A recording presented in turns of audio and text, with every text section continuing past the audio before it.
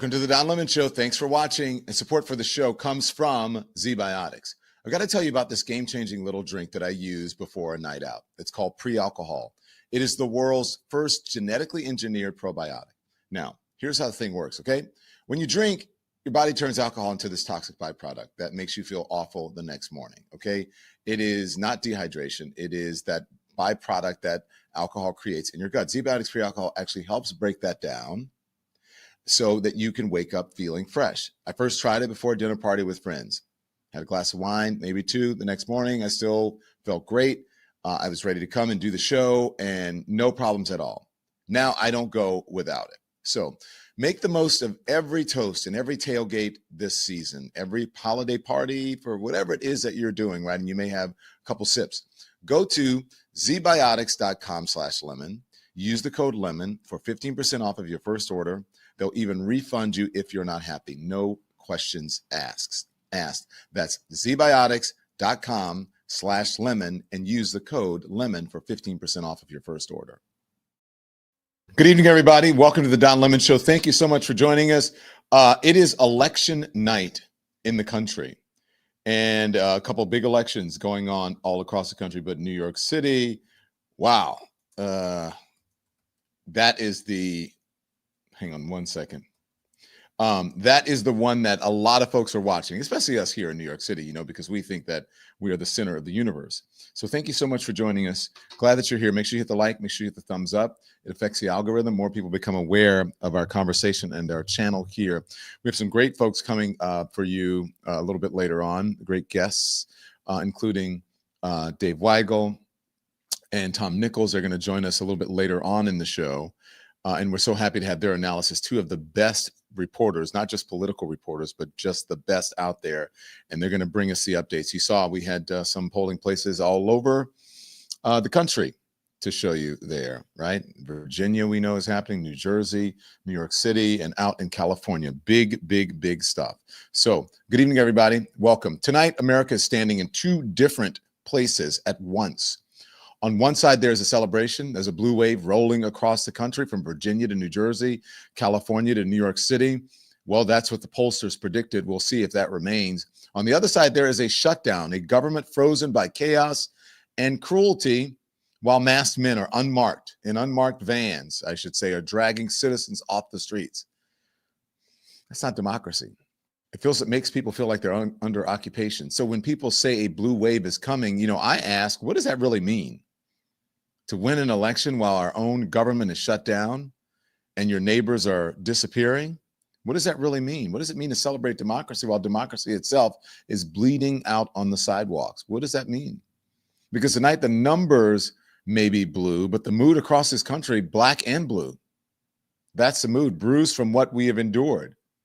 And every vote counted tonight, every single one is an act of defiance against that darkness. In Virginia, people said that they wanted decency back. They wanted calm over chaos. They wanted leadership that doesn't feed on fear.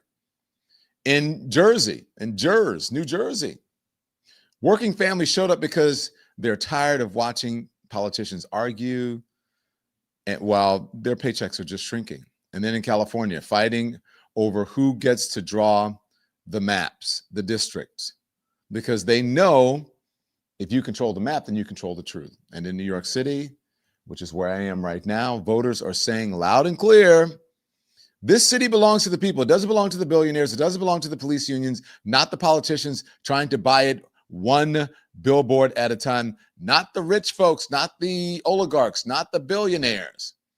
That's not who this city belongs to. That's what the people are saying. People are showing numbers and strength. That's right, to the person, whoever was in the chat who just said that. But all this democracy is happening while the lights in Washington are literally off. That's not an exaggeration. Like, they are off.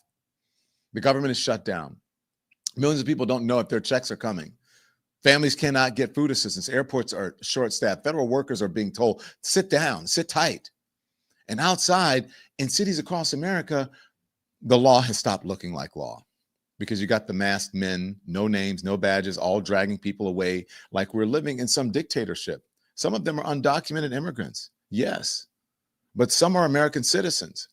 And the people in power don't seem to care either way. You tell me how you can talk about freedom. How do you do that while your own government is holding people hostage in the street? And yet people are still voting. That's the miracle. That's the fight. That's the contradiction that makes America both infuriating and sacred all at the same time. You know, I have to always quote James Baldwin. James Baldwin said that the paradox of education is that as one begins to become conscious, one begins to examine the society that made him. Well, tonight, America is getting conscious again. People are saying, you know, we see you. We see what you're doing with power. We see how you treat the poor. We see how you talk about law and order while breaking the law in broad daylight. We see the cruelty, and we are not numb anymore. Now, the pundits on TV, they're going to call this a political story, but really it's more than that. This is a spiritual story. It's moral. It's about whether the soul of this nation can survive the people running it.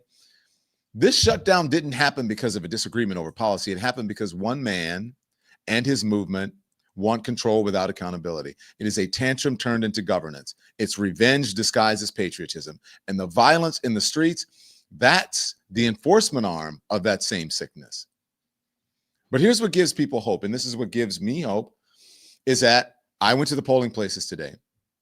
I hope we can get some of that in the show. We'll see if the social media team has it up. People still showed up to vote. They stood in line, in the cold, in the rain, while the government that's supposed to serve them is literally shut down. And they said, you know, I still believe in something. That's faith, that's love, that is power right there. And now Malcolm X said power never takes a step back except in the face of more power. And that's what this blue wave is. I hope it's a blue wave. I hope I'm not jinxing it. It's not just Democrats winning, it's people reclaiming what's theirs. And keep in mind, I'm not a Democrat. But somebody has to fight for democracy, and it seems like they're doing it. At least they're trying. Not doing a great job, but they're the only folks I believe who are on the side of democracy right now. Power without love is tyranny. Love without power is, I mean, that's just, you know, this is kind of sentimental. But love connected to power, armed with power, that's how you become liberated. That's how people become liberated. That's liberation right there. And make no mistakes, that's what tonight is all about. This is about liberation. Liberation from fear, liberation from cynicism, from leaders who treat cruelty as policy, and then they call it leadership. I was speaking this morning to Jim Acosta, and he said, it looks like maybe that there's a break from this fascism and that people are fed up with it. And so, Jim, I hope that you're right, because we cannot stop here, because the same people who shut down the government and sent men into streets are already planning their next move. They don't care about the vote. They care about control. And they will twist every institution, the courts, the police, the press, to keep it. So if you are celebrating tonight, celebrate with one eye open. Because winning an election means nothing if you lose, if we all lose our humanity. So look around you, look at the students, look at the mothers, look at the workers who stood in those lines. Look at the people that I went out there and I spoke to today, of all backgrounds, Democrats and Republicans, right here in New York. One woman I spoke to even changed her mind, she said, moments before she voted. Now, I thought people usually made up their minds, but she said she changed hers and then got her husband to do the same. That's the America that's still alive. That's the America that refuses to be silenced. Those are the people who understand that democracy is not a holiday. Democracy is a habit. And it's the women who carried this wave again. It's going to be women of color. It's going to be single mothers, organizers, teachers, the backbone of every moral fight in this country has ever had. Women have taken the lead in that. It is also the young voters who are angry, who are hopeful, fearless, who don't buy the lies anymore. They're fed up. And the older folks, the more established people, they're like, wait, what's going on? These young people aren't supposed to do this. What the hell is happening? Times they are changing. It's the Black voters, the conscience of this country, who keep showing up even when the system breaks promises to us. We are, all of us, are the ones holding the line while this government shuts itself down. And we need to be honest. This wave didn't happen because of politicians. It happened in spite of them, because of people who are ahead of the leaders The people are ahead of the leaders. The people are ready for something braver, something more human, something more humane. Now, I know tonight feels good. Right now, we'll see if it actually turns into something real. But tomorrow, the same fight continues. We still have people locked up who haven't done a thing. We still have families wondering how they're going to eat. We still have a government using fear to fill the silence of its own failure. So if this blue wave means anything, if it happens, it has to mean this. Never again will we celebrate victory while our neighbors are in chains. Never again will we mistake a win for justice. Never again will we wait for permission to demand our humanity. We should not have waited this long to demand humanity, to demand that people are accountable, that people are given due process. Because a wave doesn't ask for permission, it just moves. And it moves because something deep beneath it refuses to stay still. That's what is happening right now. That's what's rising. That's what they're afraid of. So you can shut down a government. You can hide your badge. You can take a man off the street. But you can't stop a movement of people who have decided that they are done being afraid. So yeah, call it a blue wave. Let them call it a blue wave, whatever it is. But what it really is America waking up, I believe. And when America wakes up, there isn't a force on earth that can put it back to sleep. You just can't. It doesn't happen that way. Now, as I said, we have some incredible reporters who are going to join us. One of them is Dave Weigel. Dave is here, but we're going to see Dave right after word from our sponsor. Dave, thank you. We're so happy to have you on. Give us 2 minutes. We're back with Dave Weigel. Support for the show comes from Fatty15. Now listen, go with me, all right? Let's talk about healthy aging for a second. I've hit that stage where sleep, energy, and recovery matter a lot more than they used to. And I want to feel as good on the inside as I try to look on the outside. And that's why I started taking Fatty15.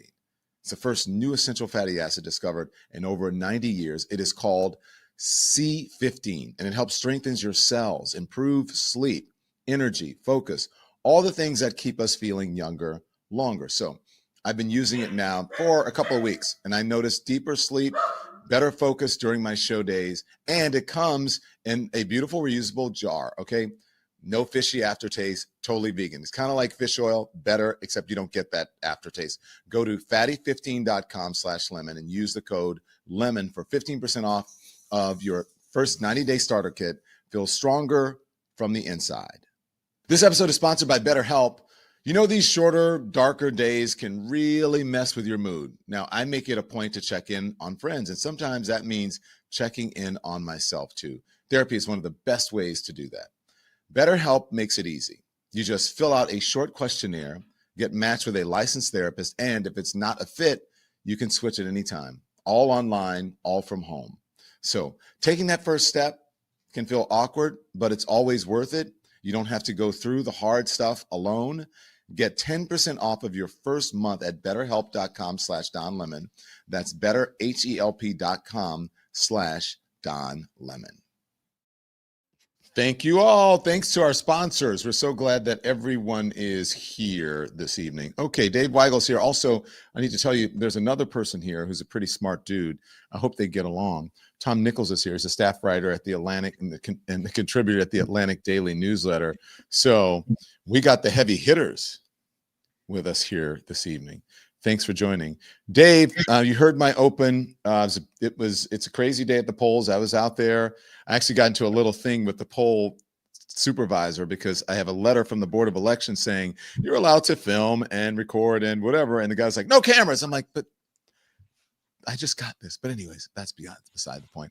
That's what it happens. What say you today? How are you, by the way? And thanks for being here. I'm good. I was in every state except for California that's holding a big election I went to last week, so I'm pretty caught up. I will say that Democrats over the course of the day have been getting more optimistic, and 2024 was recent enough that was not what they were doing a year ago. So your monologue, I think, set us up pretty well. Do you think it's going to be a blue wave? In Virginia, everything is pointing to that, especially because I think when the mood turned among Democrats was watching Southwest Virginia, watching these places, they're now very deep red, where Trump wins 80%, 90%, where Glenn Youngkin would do very well, and Republicans were not turning out as rapidly, as torridly as Democrats were in Northern Virginia. And so they're not sure exactly who is, because it's not party registration in Virginia, but you know by precinct, okay, this is a place where Kamala won by 50 points. This is a place where Trump won by 10. I don't want to spend too much time on each state by state, but New Jersey, same thing. The Republican turnout on election day is not as amazing as they wanted it to be, as Republicans did in like Ocean County and their strongholds. New York too, just a lot of optimism. Now that is a Democratic family feud of a sort, but the Democratic nominee Mamdani, nothing suggesting that he's slipping. And you saw people who have a little bit more invested in Cuomo winning, getting a little bit more despondent over the course of the day. And I just talked to Pennsylvania Democrats about their judicial retention election, which is not the hardest to explain, but it's literally on the back of the ballot. It's kind of tough. They were feeling better about that. The question of whether Trump voters come out for anyone but Trump, so far the answer is not really. Before I bring in Tom, one more question for you, Dave. Mikey Sherrill over in New Jersey, you mentioned, that I think you said Ocean County and whatever the Democratic strongholds, not the turnout that they wanted. People are really sweating there because I think was it like 51-49 or something like that? That was this, and she just had a little bit of a lead. And usually when that happens, I believe the Republican usually wins because they always come home. Yeah, so I covered New Jersey 4 years ago. That was a post-COVID election. New Jersey did a really bad job. No offense to the people of New Jersey. This is more their county governments did a very bad job having a post-COVID election with a ton of mail balloting. And so Democrats built a big mail lead, and then on election day, Republicans outperformed their expectations. It was very close. The polls, some reasons I think Mikey Sherrill, the Democrat nominee there, has been seen as an underperformer. It's not that she's trailing. She's up by a few points, but she's up by less than Murphy was. They're not quite seeing the same thing this year, and Democrats hit the same advantage they did on the mail voting 4 years ago. They surpassed that this year. So they need to, for Republicans to win, despite I think running a much better campaign in 2021. They need to be doing better in today's voting than they are. And look, they got 2.5 hours to turn out, but that's why Democrats feel better there. Yeah. Mr. Tom Nichols, how are you feeling this year? I'm not sure if you saw that my open, I said that I believe it's going to be a blue wave, but regardless, we're still fighting all of this as a government shutdown and people are being dragged off the streets without due process. So there's a lot to get to no matter who wins, whether it's a blue wave or red wave or nothing at all. Well, I don't know that there are enough elections happening to call anything a wave, but of the elections that are happening today, it looks like a good day for Democrats. By the way, I've met Dave Weigel many times. We get along just fine, Don. So having a little fun Dave. with you. I think especially in Virginia. I mean, I used to live in Virginia. I'm not much of an expert on New Jersey elections, but when there's a government shutdown and the government's controlled by Republicans, that's probably not the best strategy for running an election, a Republican election in Virginia, because of where the population lives and how many federal employees are there. So I think it's going to be a good day for the Democrats. New York I find fascinating just because I'm not a New Yorker. I watch from across Long Island. I live up here in New England, so I watch from across Long Island Sound, and I mean, it's just such a bizarre election. I mean, it was just so strange to have Andrew Cuomo decide that he wanted a job again. And then Eric Adams dropping out and Curtis Sliwa, who, my big surprise was that I don't follow New York politics. So big shock to me was, wow, Curtis Sliwa was still around. He's actually doing stuff. Because I'm 64. I mean, I remember Curtis Sliwa when I was a kid. Yeah. He was a guardian angel. Yeah, and the red jacket, the skinny guy with the jacket and the beret and all that. And I was like, oh, I guess he's still wearing the beret. So, I think it's going to be a good day for Democrats. I don't know if there are going to be any surprises. Dave is the expert on these tight races. I am curious to see what happens in New Jersey, but generally, I think I think the Democrats have good reason to be optimistic. Dave, which one are you watching? Any of these any closer than the other. And I mean, I think Tom is right. It's funny because I don't know if you guys saw on social media. I think it was somewhere. I don't know if it was Kentucky or somewhere where the It was Kentucky. I think I know what you're talking about. Yeah, go ahead. the Secretary of Elections or whatever it is said, guys, there are no elections here. You cannot vote for New York City. That was Mayor. great. Yeah. Why aren't the polls open? What? This is, I mean, Mamdani looks good now, but once the votes come in from Pike County, he's screwed. Oh, there it is. We're getting calls about polls being closed. They're closed because we do not have elections today. Kentucky votes next year. You cannot vote today in Kentucky for the mayor of New York City or the governor of Virginia. Sorry. This looks like just another deep state plot to me. Look, if my serious take on that would be, look, news is super nationalized now. And so how many people are at home in Kentucky with Fox on, with Newsmax on, and they're hearing about these races and they're not paying much attention to what's up in Kentucky? I buy it. I buy they're getting those complaints. Can I just jump on Dave's point here for a minute? Because this is something I think that Democrats in particular have struggled with, that they don't understand about, or understand but can't do much about, which is that elections are nationalized, that the party is judged by the most extreme versions of itself. So I used to work for a Democrat in Massachusetts. You know, he's a working class Polish American Catholic.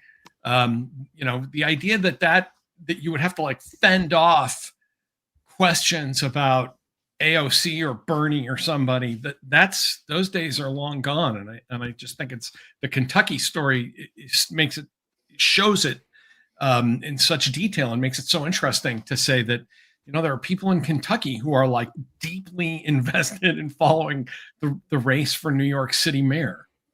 That's such a 21st century kind of thing. Yeah, but to think that, they're invested, but to think that they, whatever. Well, okay, if you're going to talk about the low civic information of the average American voter, that's another matter. That's a whole nother show. Yeah, as they say. I thought I would never see this moment. If you had told me this during COVID, not so long ago, I would say you are out of your mind. That will never happen. This is one candidate, and you'll see on TV this morning. Watch. The three-way race. It's myself, the Democratic Socialist, Mamdani, and there's a Republican named Curtis Lewa. And Curtis Lewa was a spoiler. There was no chance he can win, but he can make Mamdani a winner. So President Trump saying to the Republicans, don't vote for Sliwa, you're wasting your vote, that could be very helpful. Because if they don't vote for Sliwa, they would vote for me. Okay, so Dave, what timeline are we in? What like universe or some weird Star Trek like planet where it's like the opposite? Where are we in where you have a Cuomo touting a Trump endorsement? It's a popular front, man. We're all saying goodbye to Dick Cheney today. I would not have predicted Dick Cheney endorsing, if he knew who Kamala Harris was 10 years earlier, endorsing Right. Kamala Harris. No, it is the most sensible thing that Cuomo has been doing, is saying to Republicans, you have hated me your entire life, but I'm the only thing standing between Mamdani and control of New York City. He has not had a very good campaign. I think he closed strong with some of that message and with all the advertising from super PACs that have been very real hair on fire. Remember 9/11 stuff about Mamdani. Is it pretty? No. Is it inspiring? It's not inspiring at all. But that is his message. It just, if you can peel off a third of Sliwa's voters, can you close the gap with Mamdani? In theory, you can. There's not a lot of evidence of that happening. I was at a Sliwa rally on Saturday.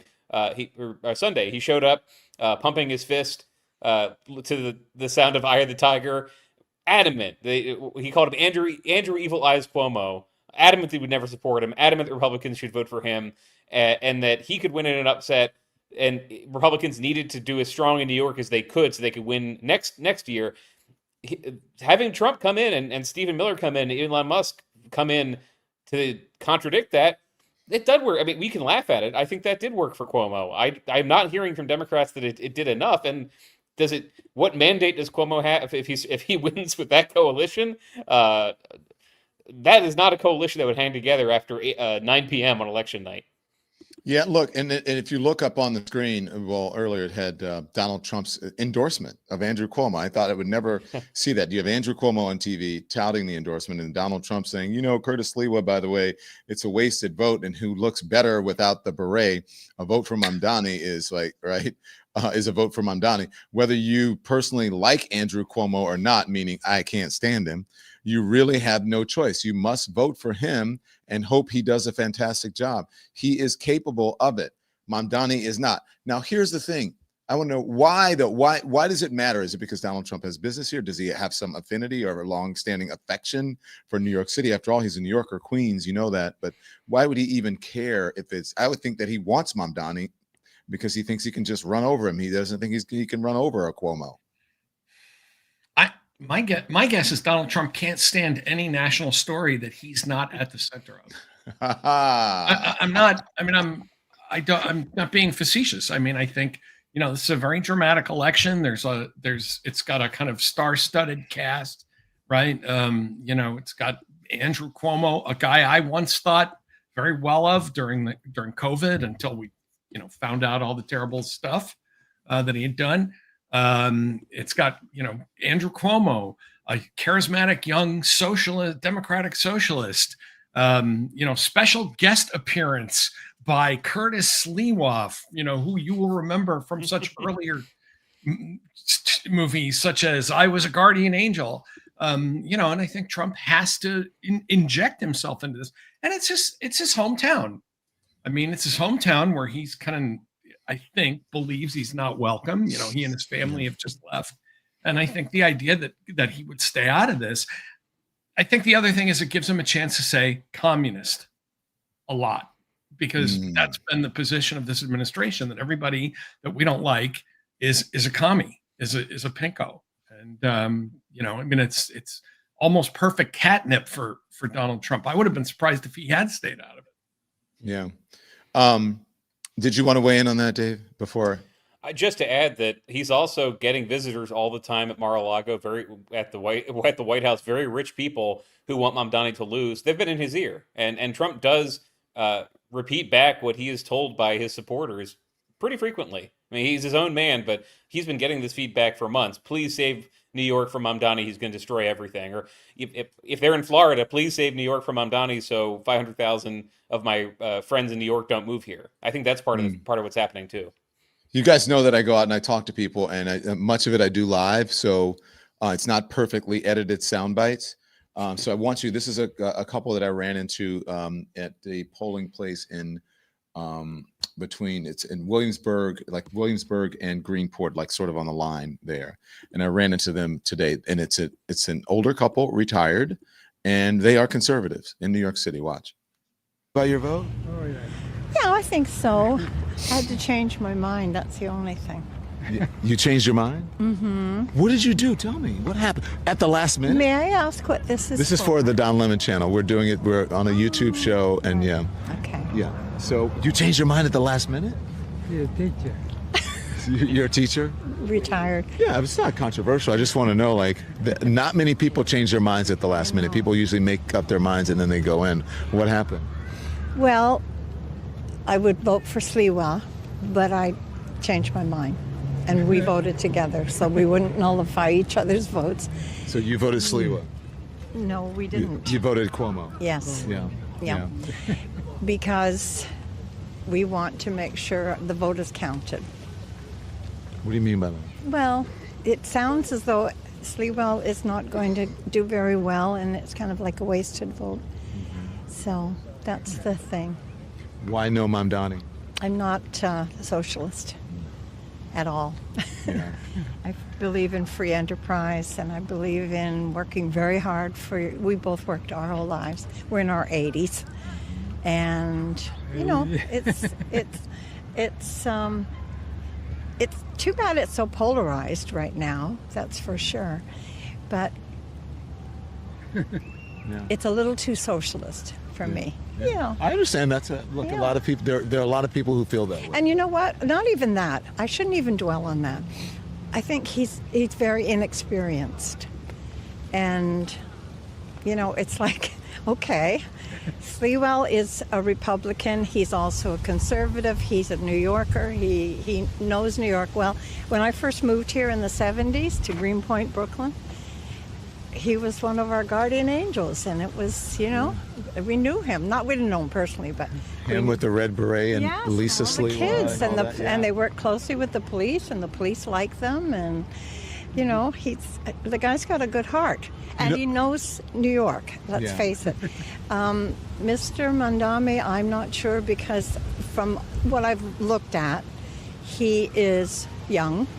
Not that that's a negative, but he's also inexperienced. In his brief time in the assembly, am I correct, in the assembly? Yes, ma'am.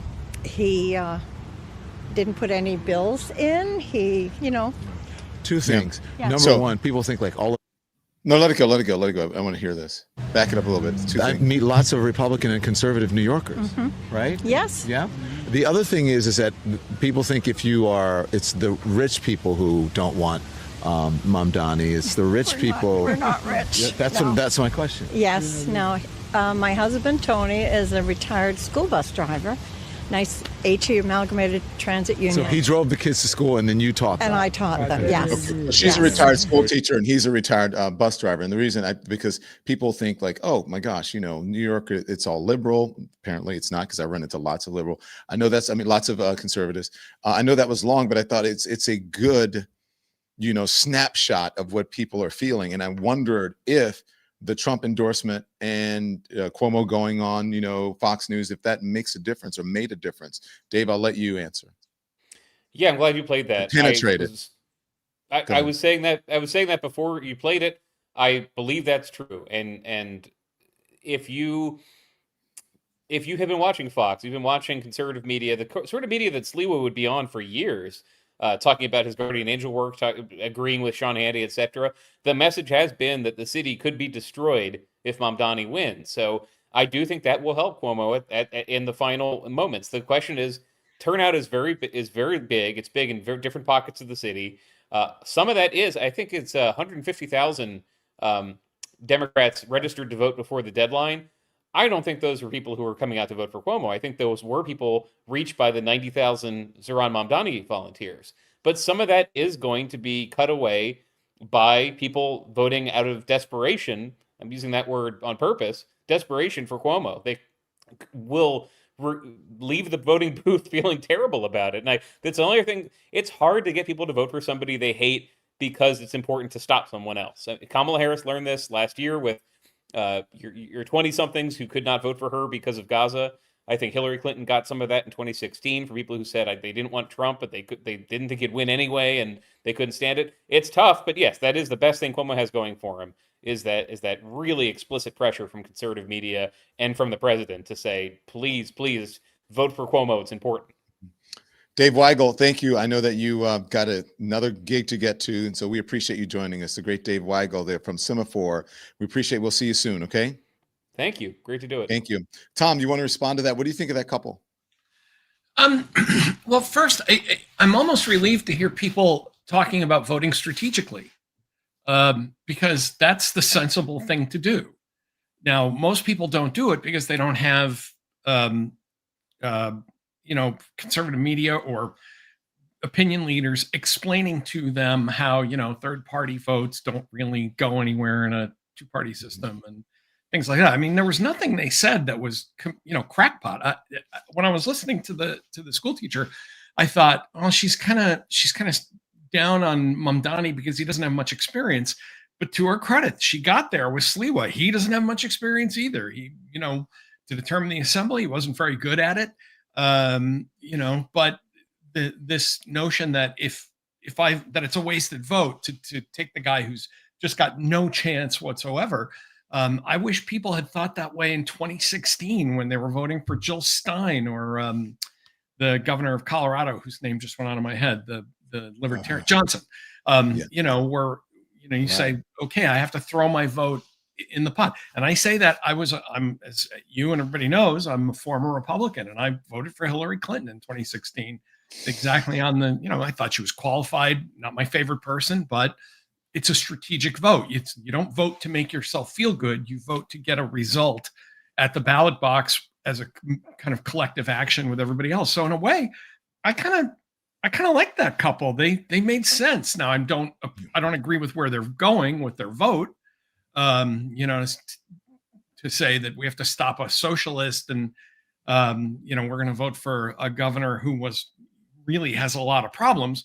But I was almost relieved to hear them talking about it in this kind of very sensible way instead of, straight up vibes and emotion and what I want and things like that. So maybe that's not an answer that's going to be very popular here, but I wish more people thought about, will my vote matter, if I vote for the person I actually like the best? Because that, I think, causes a lot of the trouble we've seen. I think in 2016, I think if about 20, 40, 50,000 people had voted strategically rather than, based on on vibes and what they wanted, Donald Trump would never have been president. Well, I can't say that I disagree with you. I think you're right. I think that people need to really study. But you know what I noticed today, Tom, is that people here in New York City, and I didn't poll people in Virginia. I'm here in New York City or New Jersey, but these people knew what they were talking about almost to a person. They knew the issues. They knew why they were voting. And during the election, you'd ask people and they go, I'm just voting. Why? The economy. What about the economy? You know what I mean? I'm voting, jobs. And it's like, what about the jobs? Like they had no idea. Like unemployment was low, right? Jobs were coming back. The employment was getting better. Unemployment was getting better. And the job market was getting better. But the economy was getting better. They didn't know that. A lot of people didn't know. But in this particular election, and even the folks who they may have liked Mamdani, and I'm not sure if they supported him, if they voted for him or not. There was the first voter I spoke to today. Watch this. You voted. Did you vote early or did you vote today? I voted early. You voted early? Yeah. And? I didn't really like any of the choices. Really? Why not? I hear that from a lot of people. You're not alone. Yeah. I mean, I like some of the ideas that Mamdani has, but I also think some of them are like super impractical. Yeah. Like I think people deserve to be paid a fair wage, but advocating for a $30 minimum wage without like certain guardrails, I think is sort of reckless. Like we have a small business, and if we had to say like pay all of our employees like suddenly $30 an hour, like that wouldn't be viable. For us as a business. So I think but then again, in theory, I think it's great, like pay people $30 an hour, but if there has to be like a practical way to move that wage forward in a way that's like more responsible. Well, that's, would you call that a catch-22? Because it's like you own a business, you can't pay $30 an hour, but you would like to see people being able to get paid $30 an hour. Yeah, right? exactly. And making a living wage. I mean, I'm a New Yorker. I was born here. I have zero interest in voting for someone like Sliwa, and I find him pretty repulsive. And I don't really like Cuomo as a person, but I also think he is a competent executive. Yeah. So I don't really like any of the candidates. So who'd you vote for? No, I won't say. I did. So there you go. I mean, pretty sensible to me. He just sounds like a sensible man who, especially, I think you see that a lot with people who run a business, because they have to pay attention to legislation about things like wages and taxes and stuff like that. I've been tearing my hair out for years about the basic civic illiteracy of millions of Americans. I wrote a book a few years ago called Our Own Worst Enemy, and it was stunning to me. There were stories that I put in that book of the complete inconsistency in the American voter, which makes it really hard to craft a message to get across to the median voter. There was one case, a woman who was a Democrat who was voting in the Iowa caucuses. And those are nutty, right? Because you got to go in and you convince people and you come out and you vote again. And she said, well, I really like Pete Buttigieg. I thought about Bernie, but I really like Pete Buttigieg. But if he doesn't win, I guess in the general, I'll just vote for Donald Trump. And you hear something that you say, wait, what what does that mean? Like, how are you even voting? What is it you want? You know, and this is somebody who's really engaged, because this is a caucus goer who's going to, you know, go into these meetings and argue with everybody about stuff. And it just kind of blew my mind to say, I understood the Bernie and Trump voters, right? I didn't get Bernie, so I'm going for Trump because I just want a disruptor. I just want somebody who's going to throw the system into chaos and turn things around. But when you start by saying, yeah, you know, really like the cut of Pete Buttigieg's jib, you know, but if I don't get him, I'll vote for Donald Trump. Imagine trying to do politics in that kind of an environment. So I guess with these clips you're showing, Don, I'm kind of with you that this is almost refreshing to hear somebody say, yeah, I've thought about this and I think that's a good idea, but is it practical? And can we get this thing done at the cost of doing other things? That's how people should vote. And I guess it tells you that people in New York, at least this time around, are very engaged and very plugged into what's going on, which, you know, is never a bad thing. We need more voter engagement. People wonder why, Tom, they're like, Don Lemon is out doing man on the streets. And I'm like, why wouldn't I be out doing man on the streets? It's like interesting. Right. It's like, but do you know, I predicted, I hate to say it, that 2024, when I was like, I don't know, I hear a lot of Trump out there. And, you know, I started interviewing people and it was a lot of Trump. And then Fox News started calling, saying, can you come on? And then Newsmax would call and say, can you come on? And I'm like, no, I'm out here doing my thing. And then, you know, now I'm hearing, you know, I think there are a lot of secret Cuomo voters, but I don't think there are enough of them that's going to overtake. Mamdani has a very clear, strong lead, and I think he's going to be elected mayor of New York City. But I think there are a lot of secret Cuomo voters, like there were secret Trump voters that are out there who just won't say anything. And they're just going to go in there and they're going to vote for Cuomo because either they don't like Mamdani or they're doing what Donald Trump says, or both. I want to get this up there. I'm just going to put this up. This is New Jersey first, which is a Trump approval rating poll. And I just want to get your thoughts on it. Opinion on Trump as president, 55% disapprove, 43% approval. And then we've got Virginia, right, guys? That's the next one. 56% disapprove, 41% approve. How do you think that's going to play in? I think that's always a dangerous statistic to cite, because saying that somebody approves or disapproves doesn't mean they're motivated enough to do something about it. Yeah. You know what I mean? Like, it's like I almost always discount polls that are of registered voters rather than likely voters for the same reason. You know, saying, well, 4 out of 10 people dislike Donald Trump. That's in Virginia. You know, that's true.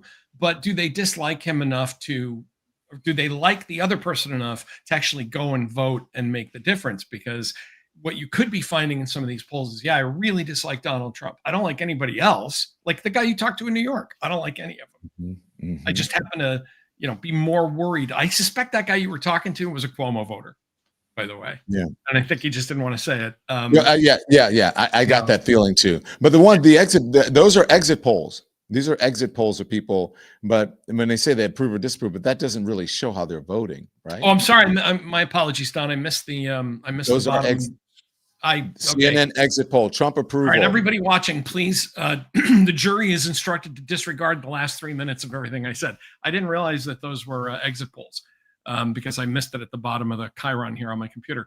If those are exit polls, then that does tell you something. It tells you that the Republican candidate in both states is in trouble, because even if it were 50-50 of people coming out, that's not really where the rest of the country or their states are. So if most of the people that have gone to the polls mostly disapprove of Donald Trump, I think you asked earlier, what does it tell you?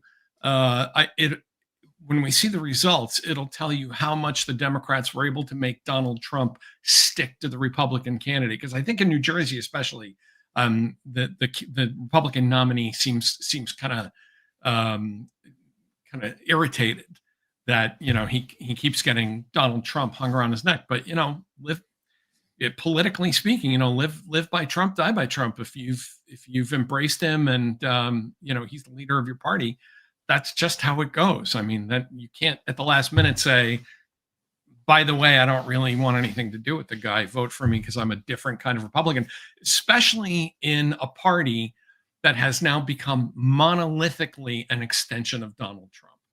Yeah. I think that's a big problem for Republicans in general. You can be a Democrat and say, well, I don't really get along with the national party. And everybody go, yeah, what's that old Will Rogers joke, right? I'm not a member of an organized party. I'm a Democrat. But with the Republicans, where the party has been completely captured by Donald Trump, then that Trump approval, disapproval becomes an issue, because I doubt, and I could be wrong about this, but I doubt many people walking into the polls saying, I really disapprove of Donald Trump, but this guy seems okay.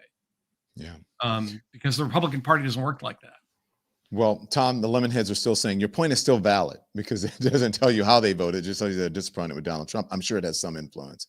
Tom Nichols, you're the best, man. Thank you very much. Tom Nichols, a writer at The Atlantic, staff writer and a contributor to the Atlantic Daily newsletter. And you can see him all over. He's always on the TV giving analysis, and it's always spot on. Thank you, Tom. I'll see you soon. Thanks, Don. All right. Thanks. Okay. So there you have it. And we're going to hear from, I want you to hear, Winsome Sears.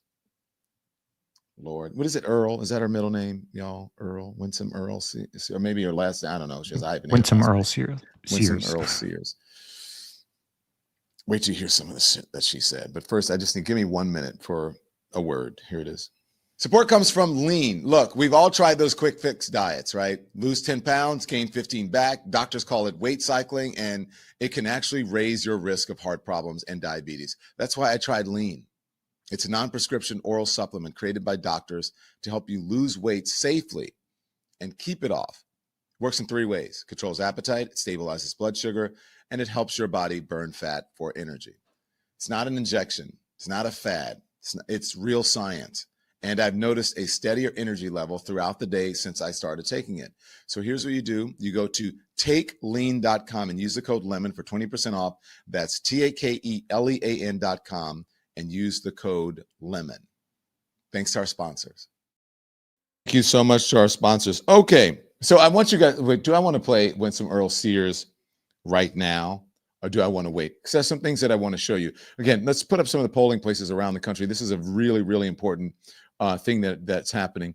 Virginia, we have Abigail Spanberger, and then we have Winsome Earl Sears vying to become the Commonwealth's first female governor, both. Polls closing at 7 p.m., not long. In New Jersey, you have the Democratic Representative Mikey Sherrill emerged from the crowded Democratic primary to face off against Republican Jack Ciattarelli, a former state legislator who cruised to the Republican nomination again after losing the governor's race in 2021. Do you remember that? To Democratic Governor Phil Murphy by just 3 percentage points. Okay. And then here in New York, you've got the state assemblyman, Zoran Mamdani is a favorite to lead the nation's largest city after a surprise victory in June's Democratic primary. Well, it wasn't a surprise.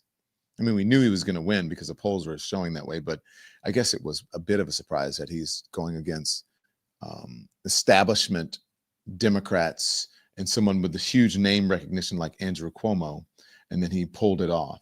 He is now, Andrew Cuomo is now running as a third-party candidate after losing that primary to Mamdani. Polls close at 9 p.m. here in New York. And then California, you have Democrats are asking the state's voters to greenlight a new congressional map drawn by the party that would give it a chance to net up to 5 House seats in next year's midterms, a big piece of the national redistricting ballot. So that's what you have right there. And so people are still at the polls all over the country. And then you see the headquarters. So there can only be one victor. And to the victor goes what? Is that right? The spoils? Is that how they say it? To the victor goes the spoils. And so we'll see what happens in all of these races. In the meantime, let's see what I want to play for you. This is, I had that Trump endorsing that. Okay, so this is, we have Mamdani and Cuomo voting this morning. Just want to see the reception that they got. Here it is. Roll it. Sorry, we can't play those clips. You can't. Okay, then darn it. All right. Oh, I have one of Zoran and his wife. Okay. Glad we're not under fair use. He's not normal. So that was this morning. And by the way, in line this morning when they were there voting, someone in the crowd, I don't know if it was a reporter or if it was just someone sitting there, said, "Hey, did you hear about the former vice president, Dick Cheney, passing away?" And he said, "I hadn't heard that. When did that happen?" They said, "This morning." And he just, was kind of quiet, but there was a guy that was kind of talking to him off in the distance there. So that was him voting at his polling place in Queens, New York. I believe he lives in Astoria. By the way, I used to live in Astoria. That was one of the first places I lived in New York City, was in Astoria. So he voting with his wife. Andrew Cuomo showed up as well at a polling place in New York, as well as Curtis Lewa out there. And yeah, so there you go. But we can't show it because my team has forbade me to be able to show it. Can we show Mikey Sherrill and what is it, Jack Chittarelli or whatever his name is? Can we show them? Yeah, here's Cheryl. Okay. There's Amy Sherrill. Amy, oh my gosh. Mikey Sherrill. Amy Sherrill's the artist, and she's a friend of mine. There's Mikey Sherrill, who is vying to be the governor of New Jersey, but man, it's going to be tight. I don't know. This one could go any way. And look, it'd be great if it's to have her as the governor, because she seems to be the sensible person in this race. But usually when it's that close, the Democrats don't end up on the right side or on the side that they would want. Usually the Republicans win because Republicans come home. They always come home. And you saw what happened with a couple in the park there who I interviewed after leaving the polling station. They were Republicans and they remained Republicans. They didn't go vote for Mamdani. They remained Republicans in the sense that they did what Donald Trump said. They said that a vote for Sliwa would be a vote for Mamdani, and it would be, they would be throwing away their vote. So they did what Republicans do. They either follow directions or they come home, meaning they always come back to whoever the Republican candidate is. So we'll see what happens in New Jersey. Okay. And then Virginia. Yeah. Do we have Sears or no? We don't have Sears voting, do we? No, we don't. We have and we saw Chittarella there voting. So there you go. But then we do have Winsome Earl Sears, who is out of her gourd. Woo! This is her talking about her taxes. You guys have seen the thing where she's like, "I am speaking." That became a meme on the internet and on social media. So now this is her complaining about something that every American has to do, and that is her car tax or whatever. Go on. Here it is. My husband and I have paid off the car. It's a Honda. It's 13 years old. It's not even vintage. It's just an old car. And yet I have to pay a tax on it? When my car tax bill came, I looked at it and I started going, grrr. And I did a video on it. And I had a video of me tearing that sucker up. I mean, I tore it up. And then it occurred to me, you know what? You still got to pay it.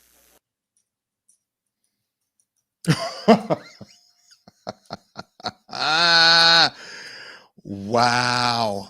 Yeah, I didn't even, when I heard her saying that the first time before she got the still got to pay it thing, I said, you still gonna have to pay it. Are you gonna go to jail? What you gonna do? Pay a huge fine or go to jail? Look, you guys know the old saying, there are two things that are certain in life, and that is death and taxes. And I don't want to fool around with either one of those. Okay.